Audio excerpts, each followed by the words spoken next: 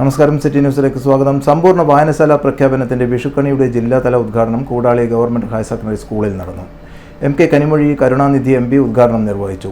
പരിപാടിയുടെ ഭാഗമായി ഘോഷയാത്ര, ലഹരിക്കെതിരെ കാവ്യാലാപന മത്സരം തുടങ്ങി വിവിധ പരിപാടികൾ നടന്നു. മിഷൻ ഫോർ സോഷ്യൽ ഡെവലപ്മെന്റിന്റെ നേതൃത്വത്തിൽ ഏപ്രിൽ 7 മുതൽ 17 വരെയാണ് പരിപാടി.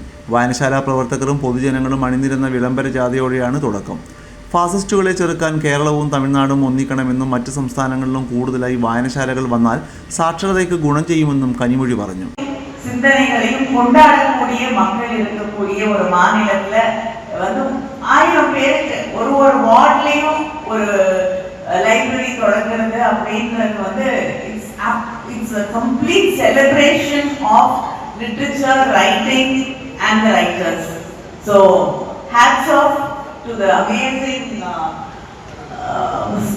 scheme and the program you've undertaken.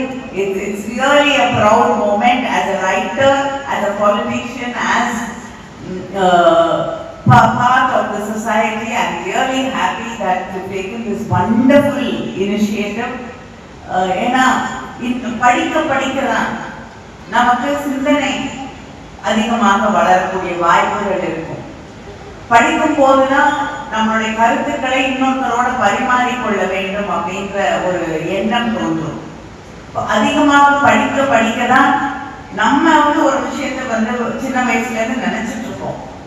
ஆனா புத்தகத்துல அதுக்கு எதிரான ஒரு கருத்து சொல்லப்படும். KK ശൈലജ ടീച്ചർ MLA അധ്യക്ഷത വഹിച്ചു. കൂടാളി ഗ്രാമപഞ്ചായത്ത് പ്രസിഡന്റ് PK ഷൈമ സ്വാഗതം പറഞ്ഞു. ഡോക്ടർ V ശിവദാസൻ MP ആമുഖ പ്രഭാഷണം നടത്തി.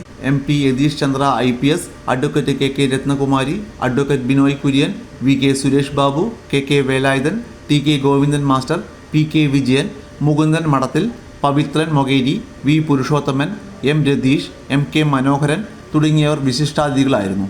P Padmanabhan, M Vasantha teacher, K Divakaran, PC Sreekala teacher, K Anupama, E Sajeevan, V Padmanabhan, C Manoharan, KP Sudheer തുടങ്ങിയവർ സംസാരിച്ചു. പരിപാടിയുടെ ഭാഗമായി ഘോഷയാത്ര, ലഹരിക്കെതിരെ കാവ്യാലാപന മത്സരം, സമ്പൂർണ്ണ വായനശാല പ്രഖ്യാപനം, സാംസ്കാരികോത്സവം, പ്രഭാഷണങ്ങൾ, സെമിനാറുകൾ, ഫിലിം ഫെസ്റ്റ്, ചലച്ചിത്ര ശില്പശാല, കലാപരിപാടികൾ എന്നിവയും നടന്നു. രാഷ്ട്രീയ സാംസ്കാരിക മേഖലയിലെ നിരവധി പേർ പങ്കെടുത്തു.